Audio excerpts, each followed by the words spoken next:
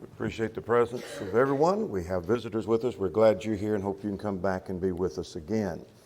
Last Lord's Day, we talked about the quality and the principle of being long-suffering and how a Christian is to be long-suffering. We want to take another quality tonight and talk about honesty. Honesty is something that is praised by everyone, even people who are dishonest. You'll find even people who may be liars themselves will commend the principle of honesty. We say things like, honesty is the best policy. Or maybe we say things like, thank you for being honest with me. That may be stated by somebody that's not really honest themselves. Or someone may say, I'll tell you what, I'm going to be honest with you. And then they say whatever they need to say. Suggesting this is really the best thing is to be honest. Or someone may say, I'm not going to lie to you. Here's what I'm going to tell you. And what they're saying is honesty is indeed the best thing. We may commend somebody who says something, maybe it's harsh.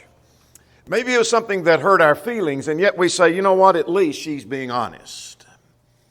As if that is a great thing, and it is a great thing. It is a commendable thing.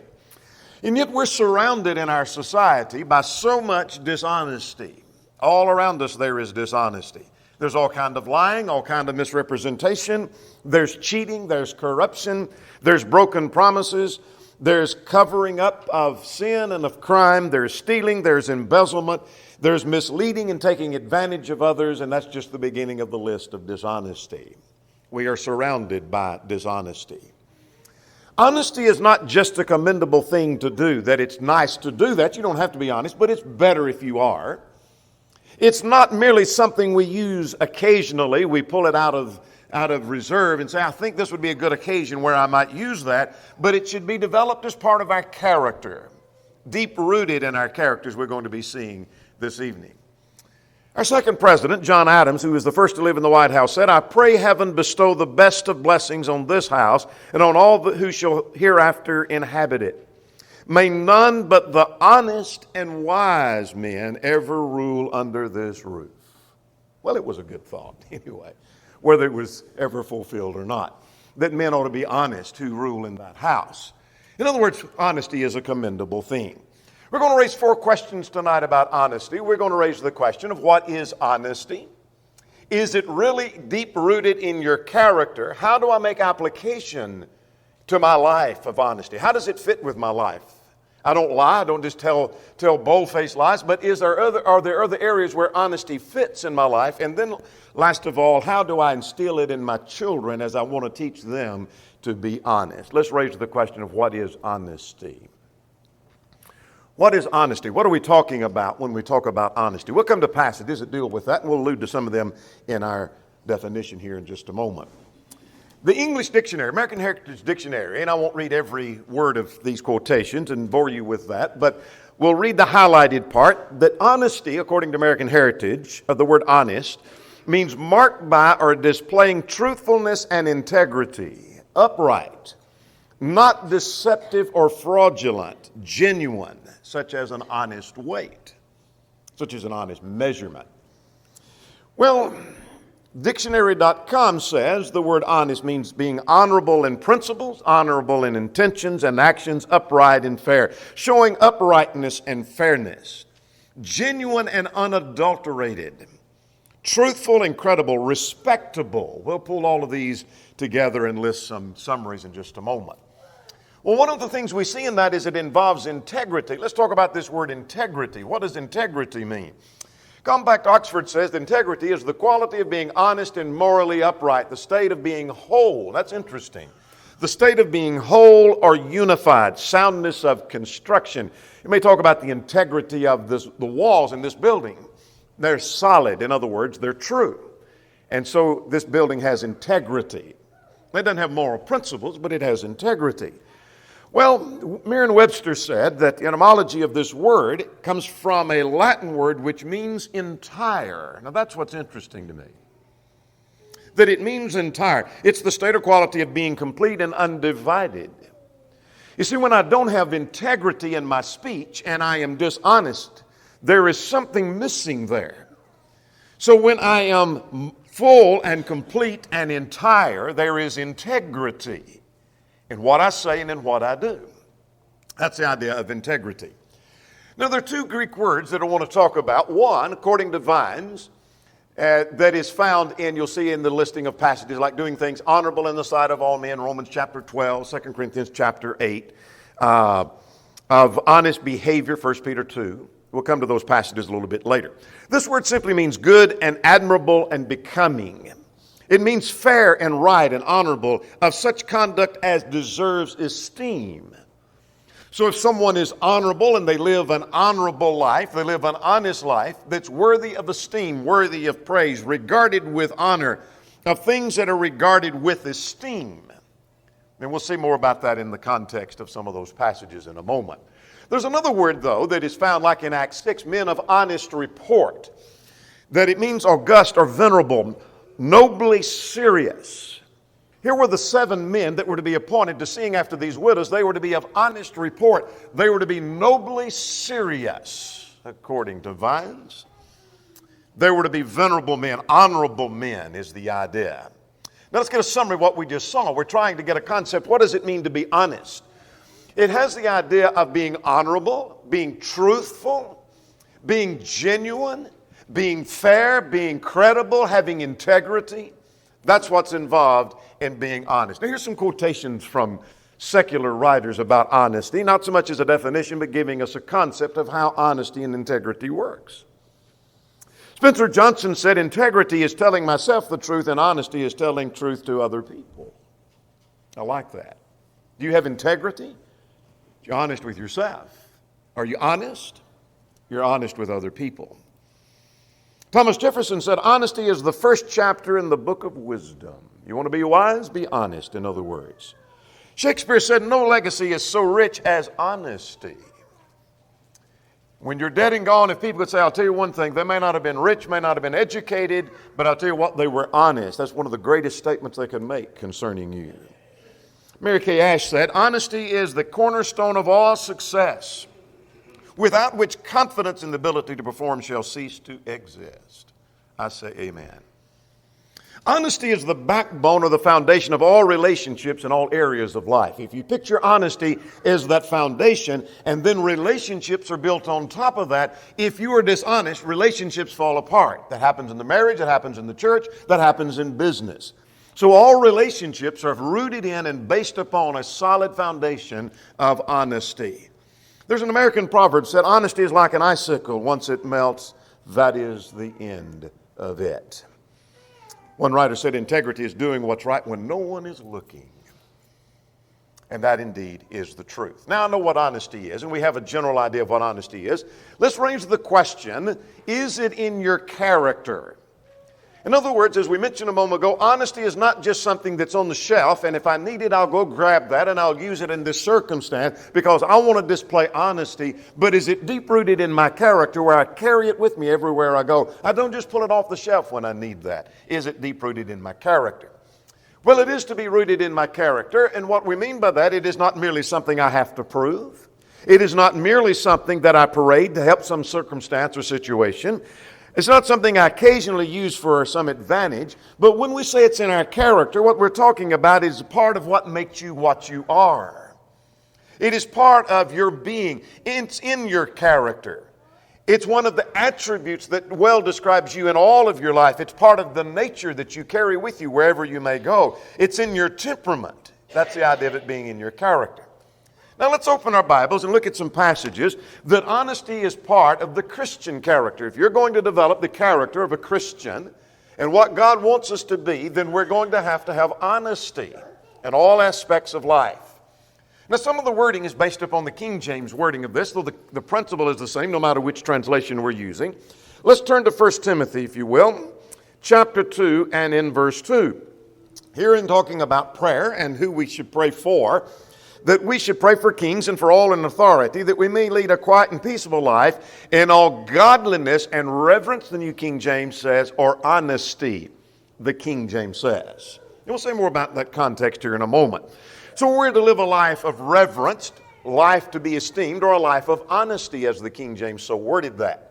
So we're to live a life of honesty. We're just getting before us the general principle. God expects us to be honest people. We're to do things honest. We're to live honorable and honest in the sight of all men. Let's go to Romans 12. Now, interesting about this passage, this is in the context of relationships. The whole chapter is devoted to the Christian and his relationships to fellow man, to his enemy, etc. But notice in Romans chapter 12 and verse 17, repay no one evil for evil, have regard for good in the sight of all men. The King James would say, provide things honest or live honorable in the sight of all men. So we should be honest in the whole manner of life. Let's notice another passage, 2 Corinthians 8 and in verse 21, providing honorable things. Here is that word, concept of honorable, one of the words we defined earlier, not only in the sight of the Lord, but also in the sight of men. So conduct yourself honorably and honestly in the sight of all men. Well, the manner of life in which we live is to be honest. Let's go to 1 Peter chapter 2. Let's go to 1 Peter chapter 2 and in verse 12. Having your conduct honorable among the Gentiles, that when they speak against you as evildoers, they may by your good works, which they observe, glorify God in the day of visitation. In other words, don't give the world, don't give the heathen an opportunity to be justified in their criticism of you. Live honorably in the sight of the Gentiles, in the sight of all men. Well, I learned from 2 Corinthians chapter 13 and in verse 7 that we are to be honest even when others are not honest. Look at 2 Corinthians 13 and in verse 7. Now I pray God that you do no evil, not that you should appear approved, but that you should do what is honorable, though we may be disqualified. That is, no matter what other people may be doing, no matter if others are dishonest towards you, they're lying to you, they're deceiving you, you be honest with them is the expectation that God has for us. In fact, Romans chapter 12, verse 17 may make that point even clearer. We're to be honorable in the sight of all men. So among all men, we're to be honorable and to be honest. Integrity, Proverbs says, is better than riches. Let's go over to Proverbs, the 19th division, and in verse 1. Better is the poor man who walks in his integrity than one who is perverse in his lips and is a fool. So it's better to have poverty rather than riches. In other words, integrity is worth more than any riches that we may have. So what I'm learning is that's part of the Christian character. God wants us to be honest. Now let's talk about the benefits of honesty. The benefits of honesty is that we'll be content. And I quickly cite that passage that we're not to be covetous, but be content, the text says. Well, one who is covetous is one who is really not being honest. And so if you are not covetous, you're being honorable and honest, then you are going to be content as per that text. Well, we notice 1 Timothy chapter 2 and verse 10 that we are 2 and verse 2 that we're to pray for kings and all authority that we may lead a quiet and peaceable life in all godliness and honesty. And so if I am honest, then I'm going to live this quiet and a peaceable life. That's part of at least what contributes to a quiet and peaceable life. Go to Acts chapter 6 and in verse 3. In choosing those 7 men, it wasn't just any 7 men. The requirements of the apostles was not that pick you out 7 men, any 7 men will do, but find men of honest report, of honorable report, who are esteemed, who are worthy of esteem. So if I live an honest life, then I could be trusted with responsibility. People will trust me if I'm honest. If I'm not honest, people won't trust me. That's part of the benefit of honesty. We live with a good conscience and a clear conscience. Hebrews chapter 13 and in verse 18. So now I know what honesty is, and I know it's to be rooted in my character. Not just something, again, I pull off the shelf, but it's rooted deep in my character. Carry it with me everywhere I go. Let's talk about how we make application of honesty. Someone may be sitting here tonight thinking, you know what, I'm honest because I don't tell bald-faced lies. I've had people lie to me, and so I don't ever do that. But there may be some other areas where I may not truly be honest. How does it fit and apply to us? Well, first of all, we need to be honest with ourselves. Let's go to 1 Corinthians chapter 3, and let's look at a couple of passages. And I want us to understand something that we probably know well, if not we need to know well, and that is it's possible to deceive myself. In other words, it's possible to be dishonest with ourselves. 1 Corinthians 3 and verse 18, let no one deceive himself. That means it's possible. If anyone amongst you seems to be wise in this age, let him become a fool that he may be wise. But notice his first phrase, let no one deceive himself. It's possible I could be lying or deceiving myself. You recall the passage in 1 John chapter 1 and in verse 8. If we say we have no sin, we deceive ourselves and the truth is not in us. It's possible to deceive ourselves. How so? Well, it may be that I seek to protect myself from reality. I don't like the picture of reality, so I tell myself it's a different picture. It may be the reality about myself. It may be the reality about my family. Whatever is going on in the world, I tell myself a different story. I'm not being honest with myself. I may seek to make a bad situation better for the moment. This is a bad circumstance, but I want it to look better, so I tell myself it's really better than what it is. Or maybe I refuse to accept the truth. Or it may be simply that I refuse to accept the situation that we're in. Or it may be that I refuse to acknowledge sin or a mistake or some error that I have made, and I refuse to acknowledge that. And so I'm deceiving myself. So if we're going to be honest, we first of all start with being honest with ourselves. Here's another area where we make application of the principle. I need to tell the truth and simply don't lie. Now that ought to be among a group of Christians, people who go to church most of the time, that we shouldn't even have to make that point, but there are Christians who sometimes will just outright tell a lie, and they are dishonest. Well, let's look at some passages that remind us of the principle that we're to put away lying. Let's go to Ephesians chapter 4 and look at verse 25. In talking about putting off the old man, don't do what the old man used to do. He said, therefore put away lying. If you are lying and you're telling the falsehood and you're telling lie after lie, put it away, throw it aside. Have nothing to do with that. Let's emphasize that point again by going this time to Colossians chapter 3 and notice in verse 9. Do not lie to one another. It's pretty simple, forward passages. Put away lying, don't lie to one another. Lying is out. The truth may not always be easy to tell. And that's why we're tempted to lie. Don't craft your words with the intent to mislead. We'll say more about that in a moment. In other words, the words that I utter may be truthful, but I crafted them in such a way I am intending to mislead the person and cause them to think something that is false. That also is lying. Don't craft your words so to mislead. It might be done in the selling of a product. I had an uncle who used to sell cars back when had different types of odometers on them, and he would take a brand new car that he was going to sell a little bit later, and he'd unhook the speedometer and drive it for several thousand miles and then put the speedometer back together, and then he would say, I can guarantee you, I've been driving that car, the miles have not been rolled back on that car. That was true. But they hadn't been rolled forward either. That's dishonest. That's lying. But what he said, the statement is true. So in selling a product, don't craft your word to mislead the person that's buying from you. Or maybe when you're telling what you've done, maybe you're bolstering yourself and making yourself look better, but what you say is actually true, but you've left the impression that things are different than what they really are. That's not honest. Or maybe when I'm reporting what someone else has done, I'm wanting to paint them in a worse light. I don't have information, but I'm making the situation look worse by the crafting of my words. That also is dishonest. Here's another area where we make application. Do what you promise. How can I be honest? I can do what I've promised to do. The Bible warns us, and let's start with Ecclesiastes 5. The Bible gives us an abundance of warning and about being careful of the vows we make, because when we've made a vow or we've made a promise, that we're obligated to fulfill the vow. Look at Ecclesiastes 5, beginning at verse 4. He said, when you make a vow to God, do not delay to pay it, for he has no pleasure in fools.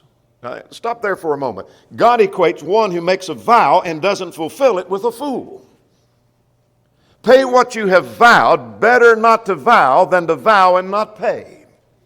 In other words, God expects us to fulfill our vows, whatever that vow. You say, I know that's Old Testament. That is Old Testament, but it was the principle of honesty. That honesty demands you do what you've promised, and the same principle is found in the New Testament. But let's go again to another Old Testament passage, this time to the book of Deuteronomy, and let's go to the 23rd division of Deuteronomy. Look at verse 21 and 22. When you make a vow to the Lord your God, do not delay to pay it, For the Lord your God will surely require it of you, and it would be sin to you.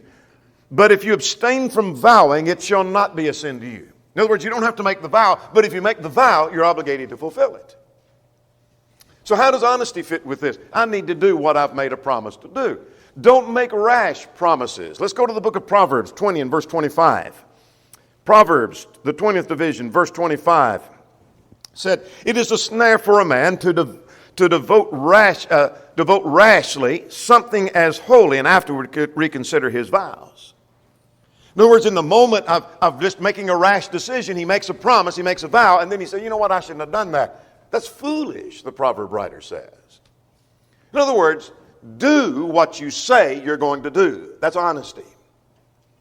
That's honesty, to do what you say you're going to do. If you say you're going to be somewhere at a certain time, be there. Because that's what you said you would do. There's nothing wrong with I'm not going to make a promise that I'll come. That's one thing. But I promised I'm coming, and I'm going to be there by 10 o'clock. I made a promise to you. That's honesty. If you accept a dinner invitation, go. You said they'd come. Go. You just made a promise. If you offer to pay for something, pay. I'll buy that and I'll pay for that. Then when the time comes you don't pay for it, you just made a promise. Honesty says you do what you say you're going to do. If you give a price, honor it. You said you'd sell it for so much, and they're standing there. Now you sell it for that. Don't say, oh, well, I've changed my mind. You made a promise. You said you'd sell it for that. Sell it. If you, for example, make plans, you keep them. You do what you plan. If you say you're going to do a task, you do it. That's honesty. You made a vow. Do what you promise that you're going to do. Here's another application of honesty. Don't flatter. No one appreciates the concept of one who flatters. Nobody appreciates that. Notice Proverbs 28 and verse 23. He who rebukes a man will find more favor afterward than he who flatters with the tongue. Now, when you rebuke a person, you may not find a lot of favor from him, but that's going to be a lot better than when you flatter and people realize, you know what, they were just flattering me. They were inflating things. They were overpraising me for their benefit, not for mine.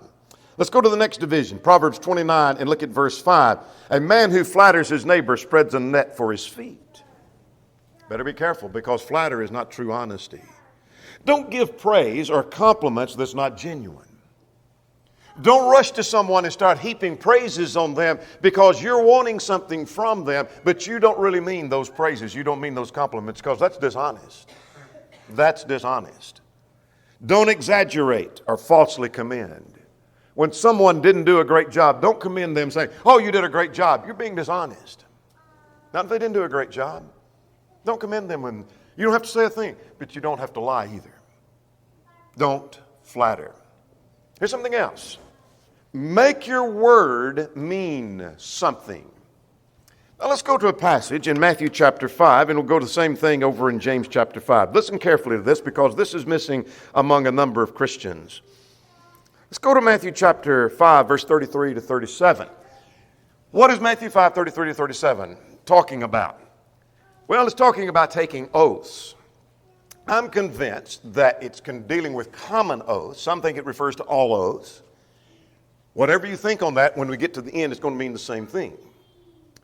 But I think he's talking about common oaths, where one has to, instead of just making an oath, then he has to swear by a certain thing in order for it to be binding. But if he vows or makes an oath by something else, then it's not binding. Or if I promise to do something, it's not binding unless I swore that I'd do that. Now it's binding.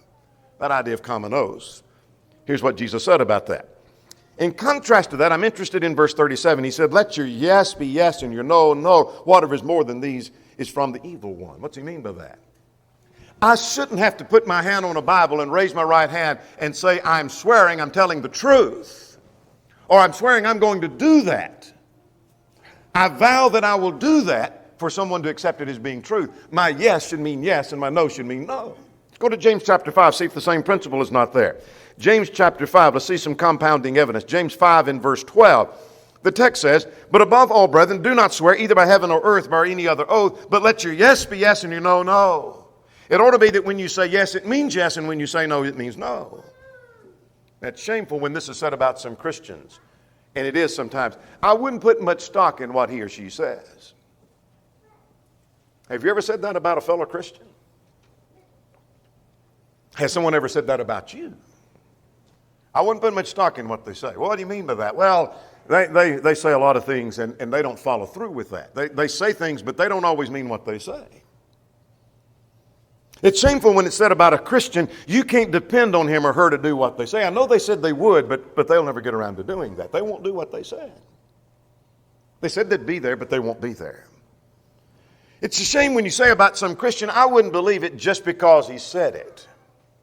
That may not be true. Or I'll believe that he'll do that when I see it. I know he said he would, but I don't believe he'll ever do it. I don't believe he'll do what he said unless I see it happen. When I do, then I'll believe that. It's shameful when you said you better get that in writing, because I don't believe they're going to do what they say. Let your yes be yes and your no, no. Honesty means you do make your word mean something. Here's something else it means. Honesty means you pay what you owe. It means you pay your taxes. Romans chapter 13, 1 to 7. Let's turn to Romans chapter 13. We won't read those in that entire section. Not only does the text talk about being subject to the higher powers, but let's drop down to verse 7. Render, therefore, to all their due. Here's something that is due and that you're obligated to pay. Taxes to whom taxes is due, custom to whom custom, and fear to whom fear, and honor to whom honor. That is, we as Christians, we may not agree with how the money is being spent. We may not agree with the tax rate. But the text tells me that I should pay my taxes. If I owe that, I need to pay my taxes. There's something else. I need to pay my debts. Owe no man anything but to love. In other words, here's a debt that you'll never get paid off. All other debts you need to pay off. So if I owe you $100, I need to pay you $100. If I owe the bank $100, I need to pay them $100. If I owe the government $100, I need to pay them $100. Whatever I owe, I need to pay. Owe no man anything but to love. Ephesians chapter 4 and verse 28, let him that stole steal no more. If I don't pay my debt, I'm stealing from them. Honesty means I pay. So what I need to do is I need to practice honesty, whether it's practicing it with myself, telling others the truth and not lying, or doing what I promise, or not flattering, making my word mean something, or paying my debts. I need to practice honesty so it becomes my habit and my nature, and I don't think twice about what I'm going to say or do. I'm just going to be honest. I'm going to tell the truth. I'm going to do what I say. I'm going to pay my debts. That's a principle of honesty. Let's look at our fourth and final principle and raise this question. How do I instill that? You say, I like this principle of honesty. I like what you're talking about, doing what you say, keeping your word. I got that. But I wished I knew how to instill that in my children as I'm raising them. I'd like to know, how do you teach honesty to your children? How do I do that? How do I instill it in others? Here's the first thing. Be an example to them. We all know that children learn by what they see. We've repeatedly recently talked about, as a mother is, so is the daughter, that proverb of Ezekiel chapter 16:44. Children learn by what they see. They know whether or not you are being honest with them. They know when you're being dishonest with others. Let them see principles of honesty. They need to see you being honest in the smallest of areas. They need to see that honesty in the smallest of areas. Go to great lengths to be honest and fair. We've all heard stories of Honest Abe, who in business years ago, long before he became president, he walked several miles to return just a few cents that he accidentally overcharged a customer. And thus earns the name of Honest Abe. Be honest in the smallest of areas. Let them see you giving fair treatment to other people. In other words, your children around you will see that you gave people the benefit of the doubt. You could have taken advantage of the circumstance, but this was an occasion where you gave them the benefit of the doubt. Let them see that you treat your enemy with fairness just like you treat everyone else. That you're as fair in dealing with others as you are your own family and your own friends. Here's someone that's not a close friend, but you're fair to them just like you are your close friend. Let them see that. You're going to teach them the principle of honesty. There's a Jewish proverb that says, what you don't see with your eyes, don't witness with your mouth. Think about that one and you'll get the point later, if not already. Children need to see the example that you keep promises to them. What do I mean by that? Be where you say you're going to be. You tell them you're going to be at school with them. For the play, you can be there at the school play. You tell them they're going to come to their game. You go to their game. You be where you say you'll be. You do what you promise to do. They understand the principle of honesty. You take them where you promised to take them. You said, I'll take you to the park. You take them to the park. You made that promise. They understand a promise. They understand what that means. You play what you promised to play. You promised to play ball this afternoon after work. You play ball after work. That's because you promised.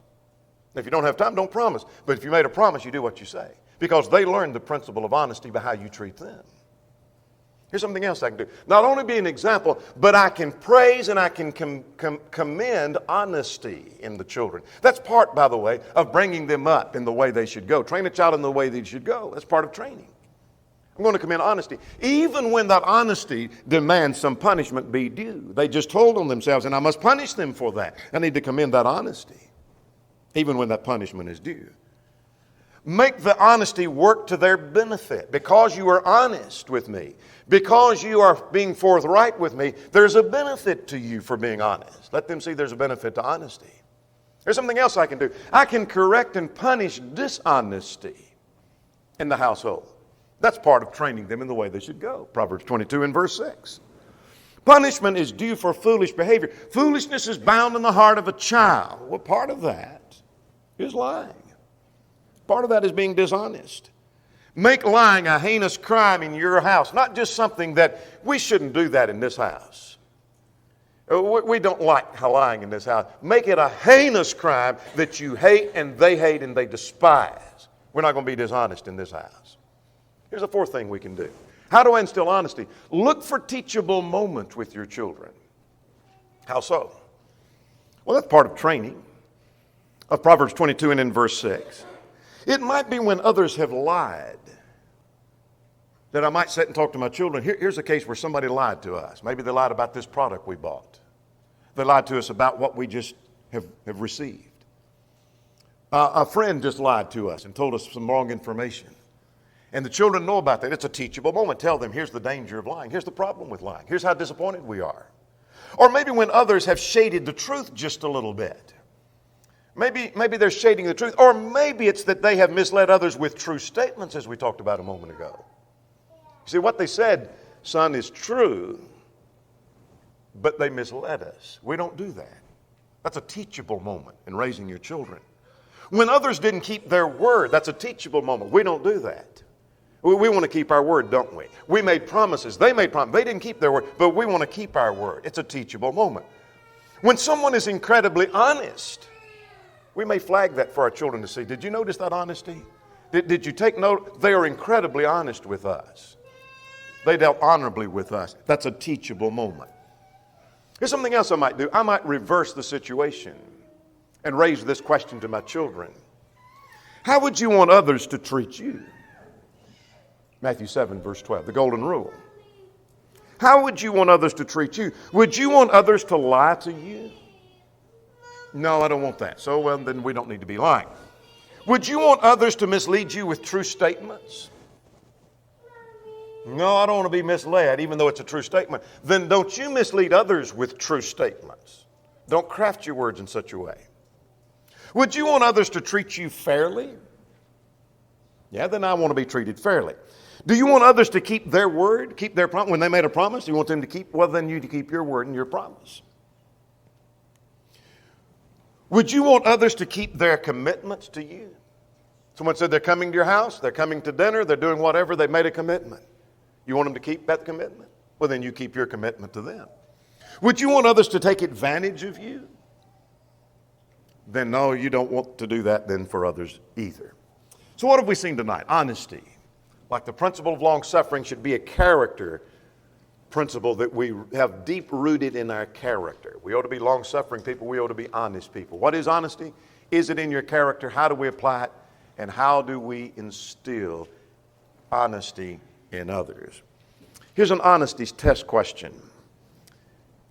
You might ask yourself the question whenever you're faced with a circumstance where there is a temptation maybe to shade the truth. maybe to take true principles and direct them in such a way and craft them so that I lead the person in another direction, or maybe to outright tell a lie, maybe to misrepresent something. The question would be, what would an incredibly honest person do in this circumstance?